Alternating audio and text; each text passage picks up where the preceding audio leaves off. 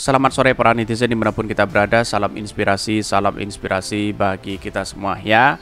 Walaupun elektabilitas Anies Baswedan anjlok ya, sebenarnya Partai Demokrat tidak harus memaksa Anies Baswedan untuk mendorong begitu ya, umumkan cawapresnya siapa begitu. Tidak mungkin seperti itu begitu. Dalam artian bahwa begini, kita lihat saja perkembangan strategi politik yang lain yang dipakai oleh mereka begitu kan. Karena pada hakikatnya begini, orang-orang di luar sana masih menunggu sebenarnya cawapresnya Anies Baswedan. Nah, tetapi lawan-lawan mereka sudah mempersiapkan kalau wakilnya Anies Baswedan si A, maka otomatis ya yang akan bergandeng untuk mendongkrak suaranya cawapresnya juga si B begitu kan. Jadi artinya selama ini kalau kita melihat elektabilitasnya anjlok, berarti kita berpatokan kepada lembaga survei. Sedangkan lembaga survei yang bayar siapa begitu kan ya. Terus kemudian sponsornya siapa begitu. Kan begitu yang kita lihat begitu. Artinya kita sabar terlebih dahulu, jangan terburu-buru begitu kan. Ini masih panjang ya, 6 bulan lagi akan melakukan pendaftaran siapa capres-cawapres untuk Anies Baswedan begitu kan. Ya, kita lihat saja perkembangan waktu dari waktu begitu ya. Tetapi banyak pro dan kontra ya, walaupun radar ya yang masuk hari ini beritanya bahwa AHY akan menjadi sosok, menjadi pendamping dari wakil Pak Ganjar itu sendiri. Bahkan itu dikatakan oleh Puan sendiri begitu kan. Ya, jangan pede terlebih dahulu. Partai Demokrat tidak semurah itu. Kira-kira seperti itu begitu. Tetapi mari kita baca terlebih dahulu komentar-komentar netizen seperti ini. Ini ya komentar-komentar netizen ya, elektabilitas terus anjlok. Demokrat dorong Anies Baswedan segera umumkan cawapres. Ini banyak sekali pro dan kontra begitu ya. Ini dalam lembaga survei kalau kita lihat, wah ini agak gimana begitu ya. Lihat ini Erdogan ya yang hasil survei elektabilitasnya lebih rendah dari lawannya beratnya di Pilpres Turki ya. Ternyata malah menang.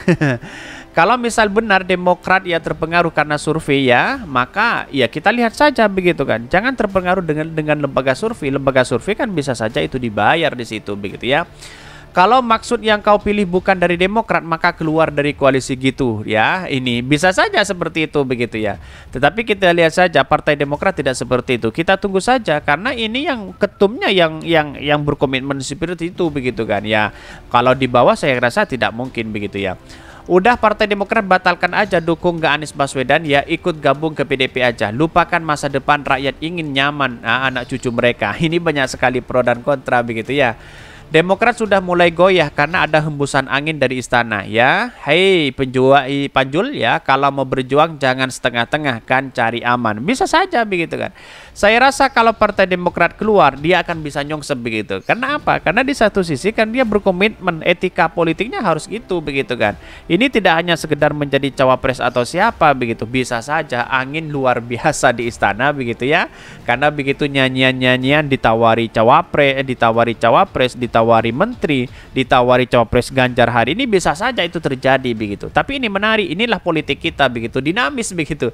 Justru yang dulu menjadi lawan sekarang menjadi kawan, dan justru sekarang menjadi kawan sekarang menjadi lawan begitu kan. Jadi artinya apa? Artinya selama ini kalau kita lihat bahwa ya dari lembaga survei masih percaya itu, maka opini dan framingnya ya seperti itu begitu kan. Padahal koalisi perubahan solidnya luar biasa begitu ya.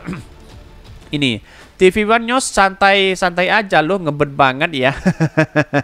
Ini kritikan dari netizen, banyak sekali pro dan kontra di situ begitu. Tapi kita lihat saja bagaimana perkembangan dari waktu ke waktu. Saya kira Anies Baswedan menjadi catatan luar biasa di situ begitu. Atau bisa saja dibolak-balik begitu. Wakilnya itu adalah Anies Baswedan begitu ya. Terus kemudian capresnya itu adalah Pak Prabowo. Bisa saja itu terjadi begitu kalau Partai Demokrat keluar begitu ya. Tetapi mari kita baca terlebih dahulu ya beritanya seperti ini.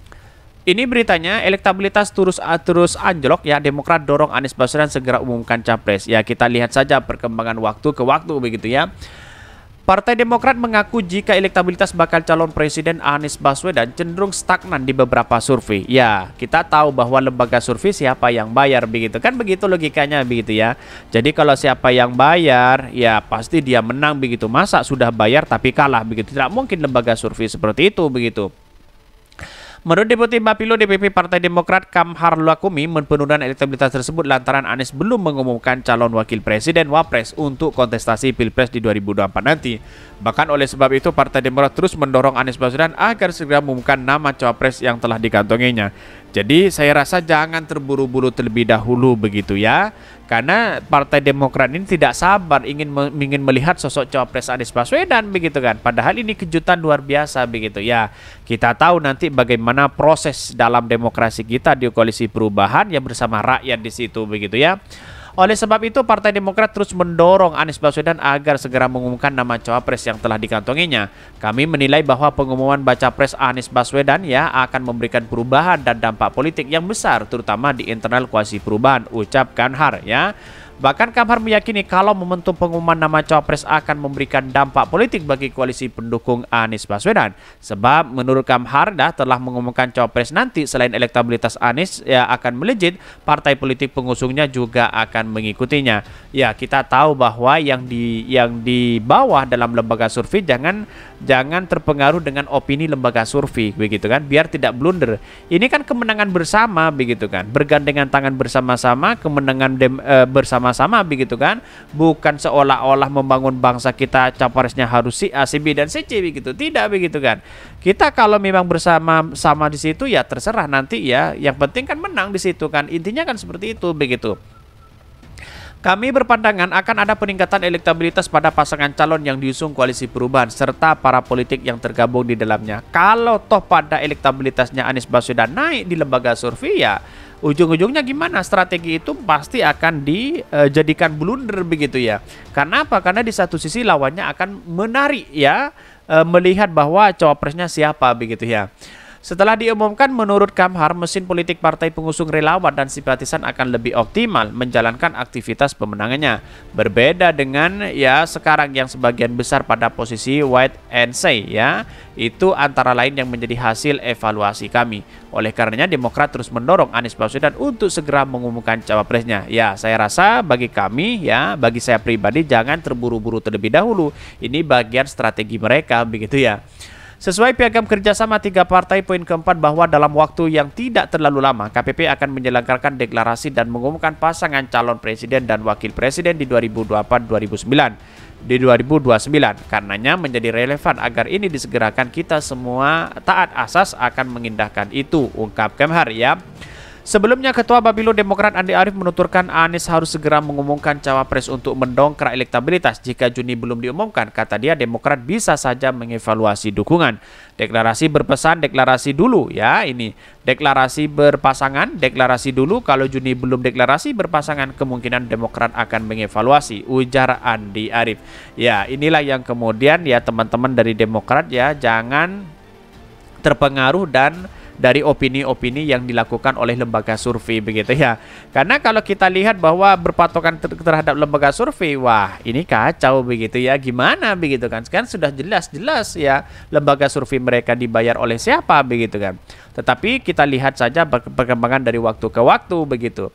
Bahkan kalau kita melihat dari merujuk hari ini, yang menjadi trending hari ini adalah ketika Puan mengatakan bahwa ya AHY masuk radar cawapres Ganjar. Wah, semakin seperti ini begitu kan ya. Ya, kita tahu bahwa walaupun Partai Demokrat keluar misalnya, maka kemungkinan besar ada Partai PAN dan Golkar akan masuk di situ begitu. Ya, buktikan saja nanti bagaimana perkembangan dalam waktu begitu kan. Tetapi kita lihat saja apa yang disampaikan oleh Ketua Umum bahwa sangat solid sekali begitu untuk menentukan capres-cawapres ya di Pilpres di 2024 nanti. Oke, mungkin itu yang kami sampaikan. Tonton terus channel Hodari Podcast Rakyat ini karena ada berita-berita menarik dan viral setiap harinya. Salam peran netizen, salam inspirasi bagi kita semua. Jangan lupa di subscribe channel YouTube Hodari Podcast Rakyat ini.